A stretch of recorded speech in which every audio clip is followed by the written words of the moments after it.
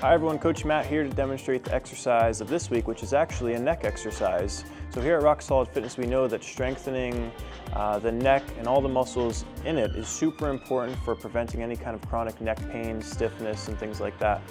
So the exercise this week is called the Pendulum Shrug. This here is our 5-way neck machine. We can do 5 different exercises. One of those is the shrug, and it's going to strengthen 2 muscles mainly. One, the trapezius muscle here on either side of the neck, and also a muscle called the levator scapulae, which elevates your shoulder blades. So like I said, this is super crucial for stabilizing the neck, keeping it strong and healthy over time.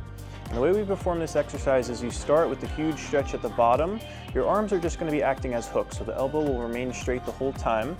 What you'll do is shrug your shoulders up to your ears in 2 seconds, holding in the fully contracted position, and then lowering the weight down in 4 seconds into a deep stretch of the neck.